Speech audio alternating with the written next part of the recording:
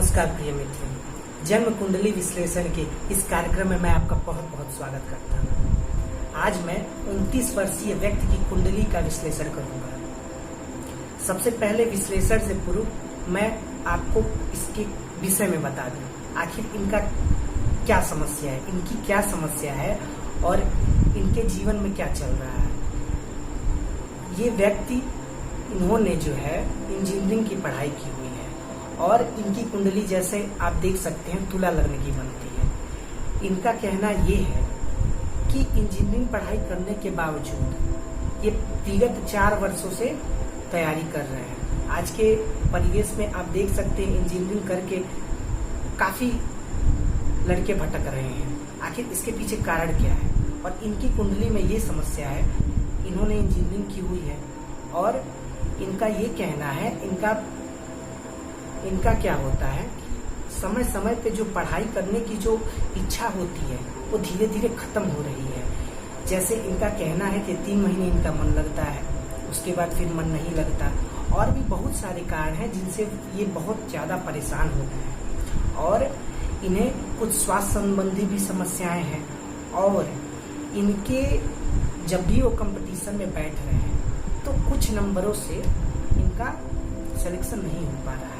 तो आखिर कारण क्या है?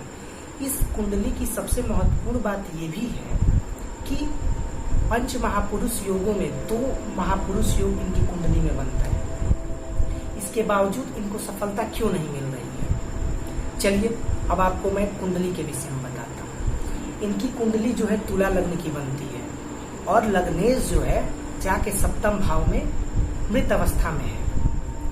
शुक्र यहाँ 7th भाव में 29 डिग्री के साथ मृत हो गया है। और वहीं हम यहाँ चतुर्थ भाव की बात करें, चतुर्थ भाव में शनि अपने ही स्वगृही राशि में है। और जब शनि केंद्र में स्वगृही हो तो ये सस नामक महापुरुष योग का निर्माण करता है। वहीं हम गुरु की स्थिति देखें तो गुरु कर्क राशि में, कर्क राशि जो यहाँ पे आप देख रहे हैं 10th भाव में गुरु कर्क राशि में है, तो इसे हम हंस नामक महापुरुष योग के नाम से जानते हैं। तो इनकी कुंडली में जो है 2 महापुरुष योग है। इसके बाद भी इन्हें सफलता क्यों नहीं मिल पा रही है? सबसे पहले मैं तुला लग्न की बात करूं तो तुला लग्न में मूल त्रिकोण राशियां जो है सबसे ज्यादा योग कारक मानी जाती है। कोई भी लग्न हो, लग्न से त्रिकोण की राशियां, ये लग्न तुला लग्न है और तुला लग्न से त्रिकोण 5वीं और 9वीं होती है। तो तुला लग्न से हम गिने 3, 7, 8, 9, 10, 11, 12। ये जो 11 नंबर लिखी हुई है ये 5th भाव है, ये इसकी मूल त्रिकोण राशि हुई। वहीं यह 3 नंबर जहाँ लिखा हुआ है इसे हम 9th भाव बोलते हैं, भाग्य का भाव बोलते हैं। तो ये भी मूल त्रिकोण की राशि है। तो तुला लग्न वाले कैसे होते हैं? तुला लग्न वाले, तुला का अर्थ क्या है? तुला का अर्थ है तराजू। ऐसे व्यक्ति जीवन में संतुलन बनाकर चलते हैं। चाहे कोई भी परिस्थिति हो, ये हर चीज में बैलेंस बनाने की कोशिश करते हैं। सुख समृद्धि से युक्त होते हैं, ऐश्वर्यवान होते हैं, सौंदर्य प्रेमी होते हैं, कला के क्षेत्र में माहिर होते हैं। इनके अंदर कोई न कोई कला देखी जा सकती है। तुला लग्न और इनकी जो राशि है, इनकी राशि धनु राशि बनती है। तो धनु क्या है? धनु जो है अपने लक्ष्य के प्रति समर्पित होता है। धनु परोपकारी होता है। और धनु लग्न के लोग कैसे होते हैं? धनु लग्न के लोग या धनु राशि के लोग, इनकी राशि धनु है तो धनु राशि के लोग कैसे होते हैं? धनु राशि के लोग परोपकारी, सदाचारी और कटु सत्य बोलने वाले होते हैं। चाहे आपको पसंद आए चाहे ना आए, इनका उससे फर्क नहीं पड़ता।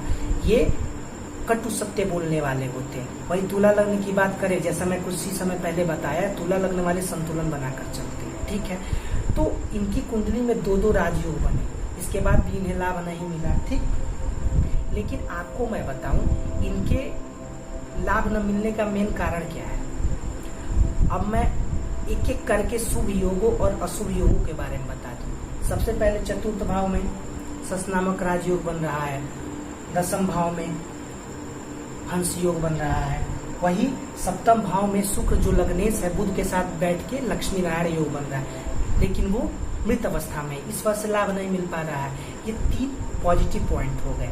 अब मैं नेगेटिव पॉइंट की बात करूं, आखिर क्या कारण है जो इनके जीवन में इतने राजयोग होने के बावजूद भी इनको वो सफलता नहीं मिल पा रही है। तो सबसे पहले मैं बताऊं कि शनि के साथ राहु जब बैठता है कहीं भी कुंडली में 12वें भाव में किसी भी भाव में अगर शनि के साथ राहु या केतु की युति हो जाए या दृष्टि संबंध हो जाए तो इसे हम पित्त दोष और शापित दोष के नाम से भी जानते हैं। पित्त दोष शापित दोष होता क्या है? देखिए, जो शापित दोष है वो क्या करता है, जीवन में आपके तरह तरह की परेशानियों को उत्पन्न कर देता है।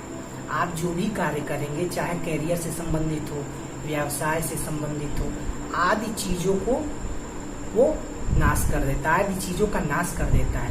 वहीं हम ये गुरु के साथ केतु को देख रहे हैं, तो गुरु जब अपने स्वराशि में यानी कि धनु राशि, मीन राशि या फिर कर्क राशि, गुरु क्या है कर्क राशि में उच्च का होता है। यहाँ पे जो 4 नंबर लिखा हुआ है गुरु वहां पे बैठा हुआ है, और कहाँ बैठा है? केंद्र में। कुंडली में केंद्र क्या है? प्रथम भाव, चतुर्थ भाव, सप्तम भाव और दसम भाव, इसे हम केंद्र का भाव बोलते हैं। और जब भी केंद्र में गुरु धनु राशि, मीन राशि और कर्क राशि, क्यों? कर्क राशि में गुरु क्या होता है? उच्च का होता है। कर्क राशि में गुरु जो है 5 डिग्री तक उच्च का होता है। तो यहाँ पे उच्च का होके हंस नामक राजयोग बना रहा है। लेकिन गुरु के साथ केतु भी युति में है और गुरु पर राहु की दृष्टि पड़ रही है। तो गुरु जब भी गुरु केतु या फिर राहु का संबंध युति या दृष्टि संबंध बनता है, गुरु राहु का दृष्टि संबंध हो जाए या फिर गुरु केतु की युति हो जाए, इसे हम गुरु चंडाल दोष के नाम से जानते हैं। पहला नेगेटिव पॉइंट गुरु चंडाल दोष, दूसरा शापित दोष, तीसरा शुक्र का मृत होना। और ऐसी जो स्थिति इनके कुंडली में बन रही है ये इनको सफल नहीं होने दे रही। और वर्तमान में इनकी राहु की महादशा चल रही है। राहु की महादशा में शनि का अंतर चल रहा है। तो राहु की महादशा में शनि का अंतर, शनि में राहु का अंतर, गुरु में राहु का अंतर, राहु में गुरु का अंतर, ये कुंडली में अच्छा नहीं माना जाता।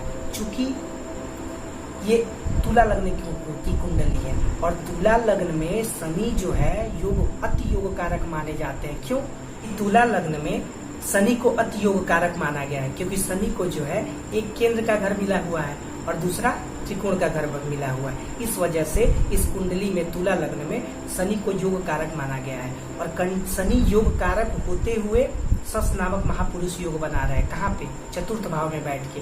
तो यहाँ पे शनि चतुर्थ भाव में बैठकर कर्म भाव पे दृष्टि डाले हुए हैं। तो शनि के कर्म भाव पे दृष्टि देने से इनकी पढ़ाई जो है, पहले तो सस नामक राजयोग ने क्या किया, इनको इंजीनियरिंग की पढ़ाई कराई और अभी जो है इंजीनियरिंग क्षेत्र में ये प्रयास कर रहे हैं। लेकिन थोड़ी बहुत परेशानी ये है कि शनि के साथ यहाँ पे शापित दोष राहु बैठ के बनाया हुआ है, तो इसमें थोड़ी बहुत परेशानी इनको आ रही है। लेकिन मैं बड़े ही विश्वास के साथ कह सकता हूँ कि शनि की दृष्टि दसम भाव पे होने से और गुरु का दसम भाव में हंस नामक राजयोग बनाने से इनको जिस क्षेत्र में ये प्रयास कर रहे हैं, इंजीनियरिंग का क्षेत्र हो आदि जो भी लोहा संबंधित कार्य, अगर ये जैसे कोयले से संबंधित, शनि का कारकत्व तो कुछ चीजों में है, जैसे कि जितनी लोहे संबंधित कार्य है, मशीनरी संबंधित कार्य है, ट्रांसपोर्ट हुआ, कोयला संबंधित जितनी भी काली रंग की जितनी चीजें हैं, इन सभी वस्तुओं पे शनि का कारकत्व है। और जब भी हम बात कर रहे हैं इंजीनियरिंग का बात हो या फिर कुछ ऐसा कार्य हो जिसमें हम कल, पुर्जे, इलेक्ट्रॉनिक आदि चीजों की बात करें तो शनि और मंगल दोनों की जरूरत पड़ती है। लेकिन शनि क्या है, शनि की दृष्टि जब कर्म भाव पे, जब भी शनि की दृष्टि कर्म भाव पर पड़ जाए तो ये इंसान को, व्यक्ति को जो है राजनीति में, गवर्नमेंट जॉब में लेकिन कब? शनि की दृष्टि दशम भाव में पड़ के कब आपको शुभ फल देगी? जब शनि स्वग्रही होगा या फिर उच्च का होगा, तब वह दशम भाव पे दृष्टि डाल के आपको शुभ फल देगा। और यहाँ पे शनि सस नामक महापुरुष योग में है और ये दशम पे दृष्टि डाल के इनको इंजीनियरिंग क्षेत्र में सफलता प्रदान करेगा।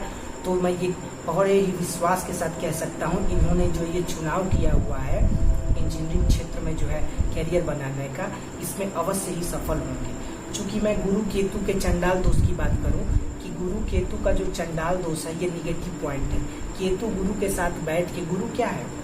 गुरु शिक्षा, एजुकेशन, परमार्थ का कार्य हो, चाहे सेवा का कार्य हो, वेदों का कार्य हो, शास्त्र का कार्य हो, जितनी भी चीजें आपके सरकारी पढ़ाई लिखाई, विद्यालयों, अध्यापक, प्रोफेसर आदि की हम बात करें तो उसके लिए गुरु को देखते हैं। तो गुरु का प्रभाव क्षेत्र इन क्षेत्रों में है। गुरु क्या है? गुरु चरित्र है। गुरु क्या है? संतान है। गुरु क्या है? विवाह है। तो ये क्या है? इन सब का कारकत्व गुरु को दिया गया है। और गुरु के साथ कौन सा क्या बैठा हुआ है? गुरु के साथ केतु बैठा हुआ है, राहु की दृष्टि है। केतु क्या है? राहु क्या है? राहु शनि का छाया ग्रह है, वही केतु क्या है? केतु मंगल का छाया है। तो राहु की दृष्टि गुरु पे पड़ने से और केतु युक्त होने से गुरु चंडाल दोष का निर्माण कर रहा है। तो गुरु का जो मैंने प्रभाव क्षेत्र बताया, अब राहु क्या करेगा? केतु क्या करेगा? राहु का अर्थ क्या है? राहु धुआं है। राहु क्या है? षड्यंत्र है। राहु क्या है? भ्रष्ट है। तो ये शिक्षा में गुरु क्या है? शिक्षा, धर्म में, विवाह में, जो भी सेवा का कार्य है इसमें षड्यंत्र उत्पन्न करेगा। मतलब इन्हें अगर नौकरी अगर मिलती है तो इनका ये स्वभाव होगा कि ये केन प्रकारेण कैसे भी गुरु को जो है भ्रष्ट कर देंगे। ये केन प्रकारेण इन्हें नौकरी अगर मिलती है तो ये पैसा दे के भी नौकरी करने वाले होंगे। और गुरु चंडाल दोष का सबसे बड़ा प्रभाव चरित्र पे पड़ता है। और इनके जो चरित्र में जो चीजें दिखती है, जैसे इनका कहना था कि स्त्री संपर्क में आ जाने से ये अपने लक्ष्य से विचलित हो जाते हैं। तो गुरु चंडाल दोष इंसान में चारित्रिक दोष दे देता है। तो इस वजह से इन्हें अपने, सबसे पहले ये मानवगढ़ के भी हैं। और मानवगढ़ वाले कैसे होते हैं? मानवगढ़ वाले कुछ समय के लिए बहुत ही ऊर्जा से भर जाते हैं और कुछ ही समय बाद वो जो है उदासीन हो जाते हैं। तो इस चीज का इन्हें विशेष ध्यान देना पड़ेगा कि गुरु चंडाल दोष के लिए इन्हें क्या करना। पहले तो इन्हें अपने लक्ष्य के फोकस करना होगा, अपने लक्ष्य पे केंद्रित होना पड़ेगा। और चूंकि इनको सस नामक महापुरुष योग और गुरु चंडाल दोष, सस नामक महापुरुष को एक्टिवेट होने नहीं दे रहा है गुरु चंडाल दोष, और हंस नामक राजयोग को शापित दोष एक्टिवेट नहीं होने दे रहा है। ये एक दूसरे को काट दे रहे हैं और इनको ये लाभ तभी मिलेगा जब ये राहु और केतु की का उपाय करें, राहु केतु के मंत्रों का जप करें। अगर ये राहु केतु के मंत्रों का जप करते हैं, इनसे संबंधित वस्तुओं का दान करते हैं, तो मैं बड़े ही विश्वास के साथ कह सकता हूँ कि इन्हें जिस क्षेत्र में ये कार्य कर रहे हैं, जिस क्षेत्र में ये अपना कैरियर बनाना चाहते हैं, गवर्नमेंट जॉब के लिए, सरकारी कार्य के लिए ये प्रयत्न कर रहे हैं।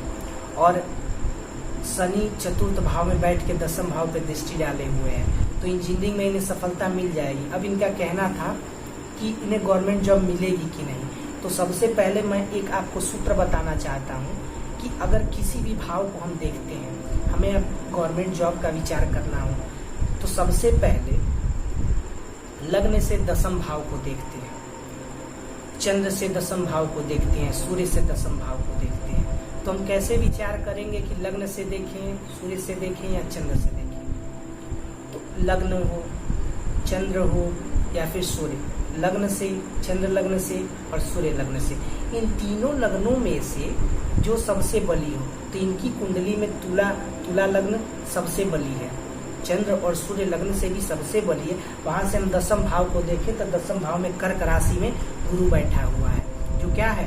हंस नामक महापुरुष योग बनाता है। और ठीक इसी पर शनि सस नामक महापुरुष की दृष्टि पड़ती है। तो इन्हें जो है गवर्नमेंट जॉब के अत्यधिक योग मिल रहे हैं। थोड़ी बहुत परेशानी इस वजह से है चूंकि 10वें भाव पे राहु की भी दृष्टि है, और गवर्नमेंट जॉब का कारक ग्रह कौन है? सूर्य है। गवर्नमेंट जॉब का कारक ग्रह सूर्य कहाँ बैठा हुआ है? 6वें भाव में बैठा हुआ है। चूंकि सूर्य 6वें भाव में खराब नहीं माना जाता, लेकिन फिर भी गवर्नमेंट जॉब पाने में इन्हें समस्याओं का सामना करना पड़ेगा। लेकिन ये जो राजयोग है, जो शनि अति शुभ कारक इनके कुंडली में बन रहा है, कि इन्हें गवर्नमेंट जॉब अवश्य प्राप्त कराएगा। चूंकि राहु की दशा में शनि का अंतर चल रहा है, जो कि 14 दिसंबर 2021 तक राहु में शनि का अंतर चलेगा। वर्तमान में इन्हें शनि की 7.5 चल रही है, और इस कुंडली में शनि जो है अति योग कारक है। तो ये क्या करेंगे? इन्हें गवर्नमेंट जॉब जाते जाते अवश्य दे जाएंगे। और 14 दिसंबर 2021 तक मैं बड़े ही विश्वास के साथ कह सकता हूँ, अगर ये अपने मेहनत में कमी नहीं करते हैं, चूंकि मेहनत पे ही सब कुछ डिपेंड करता है। अगर आपकी कुंडली में तरह तरह के राजयोग लगे हुए हैं, लेकिन आप कर्म नहीं कर रहे हैं कि मेरे भाग्य में ऐसा लिखा हुआ है, ये लिखा हुआ है, तो ऐसे कार्य नहीं बनेंगे। कर्म आपको करना ही पड़ेगा। तो अगर आप बड़े ही मेहनत से अपने कर्म को करते हैं, तो विश्वास के साथ मैं कह सकता हूँ कि 14 दिसंबर 2021 तक गवर्नमेंट जॉब आपके हाथ में होगा। अब आपका प्रश्न 7वें भाव को लेकर था कि विवाह की क्या स्थिति बनेगी, लव मैरिज होंगे या अरेंज मैरिज होंगे। तो मैं सबसे पहले बताऊं, आपका सप्तमेश मंगल बनता है, जो कि भाग्य भाव में बैठा हुआ है। ये बहुत ही अच्छा है। जब सप्तमेश भाग्य से संबंध बना ले तो 3 एकादश का संबंध बन जाता है, जो कि अति उत्तम माना जाता है। और आपका लग्न 7वें भाव में बैठा हुआ है शुक्र, तो आपकी जो धर्म पत्नी होगी, आपकी जो होने वाली पत्नी होगी, वो अति सौम्य और आपके लिए अच्छी होगी, इसमें कोई दो राय नहीं है। और शुक्र बुध का लक्ष्मी नारायण योग आपको आपके ससुराल पक्ष से आपको धन संपदा आदि प्राप्त कराने वाला होगा। और ये भी संभव है कि आपको आपकी पत्नी से सुख हो, प्राप्ति हो, यानी कि धन के मामले में सुख हो। चूंकि आपकी कुंडली में जो पत्नी से सुख का भाव, हम अष्टम भाव को क्या कहते हैं? अष्टम भाव को पत्नी से सुख का भाव बोलते हैं, और वही जाके 7वें भाव में बैठा हुआ है। तो आपका जो दाम्पत्य जीवन है वह सुखमय होगा। अब आपका प्रश्न था लव मैरिज या अरेंज मैरिज। देखिए, ऐसी कुछ कुंडली में स्थितियां बनती हैं जो लव मैरिज और अरेंज मैरिज की तरफ इशारा करती हैं। चूंकि आपकी कुंडली में शुक्र मृत अवस्था में है, और मृत अवस्था में होने के साथ साथ बुध के साथ बैठा हुआ है। अब मैं आपको बताऊं कि शुक्र और बुध की जब युति 7वें भाव से हो जाए, तो ये देखिए, एक तो शुक्र बुध की युति को लक्ष्मी नारायण योग कहते हैं, लेकिन एक माइनस पॉइंट ये है कि शुक्र क्या है? शुक्र माया, मोह आदि का कारक है। माया, मोह, भोग, विलास आदि का कारक। बुध एक कुमार ग्रह है, तो शुक्र जो है माया मोह का कारक हुआ, बुध कुमार ग्रह क्रीड़ा हुआ। तो ये क्या करेंगे? शुक्र एक तो भोग विलास का संबंध हुआ, और उसी में क्रीड़ा का, तो ये भोग विलास मतलब ये 7वें भाव में बैठा हुआ है। तो 7वें भाव में बैठ के विवाह को एक भोग विलास की वस्तु मानेंगे, तो ये चीज गड़बड़ है। और दूसरी चीज क्या है? गुरु चंडाल दोष है, जो चारित्रिक समस्या दी ही जाता है। तो इन्हें मैं बड़े ही सीधे शब्दों में कहना चाहूंगा, स्त्री संपर्क से दूर रहें। जब तक आपको लक्ष्य की प्राप्ति नहीं हो जाती, तब तक स्त्रियों से दूर रहें। और परमात्मा, जो भी परमात्मा ने आपके लिए स्त्री लिखी हुई है, जो दाम्पत्य जीवन में आपके सुख लिखा हुआ है, ये आपको जरूर ही प्राप्त होगा। इसलिए आप अपने लक्ष्य पे ध्यान दें और इधर उधर बाकी चीजों पे ध्यान न दें। अब जो है, ये तो मैं कुंडली का विश्लेषण आपको बताया कि कब आपको क्या चीज मिलेगी।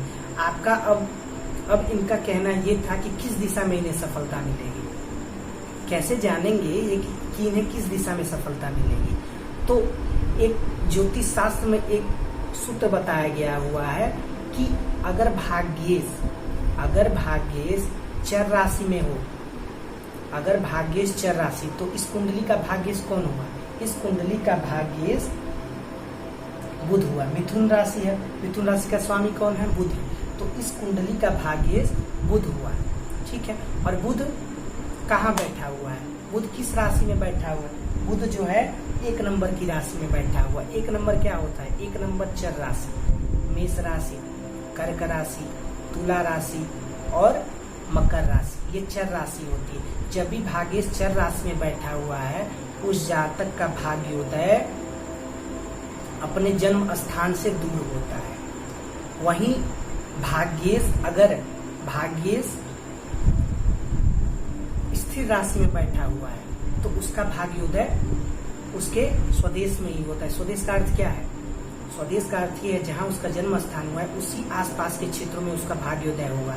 और वहीं भाग्येश अगर द्विस्वभाव लग्न में बैठा हुआ है, द्विस्वभाव लग्न कौन कौन से हैं, 3, 6, 9, 12। 3, 6, 9, 12 का मतलब क्या है, 3 मतलब मिथुन, 6 मतलब कन्या, 9 मतलब धनु और 12 मतलब मीन राशि।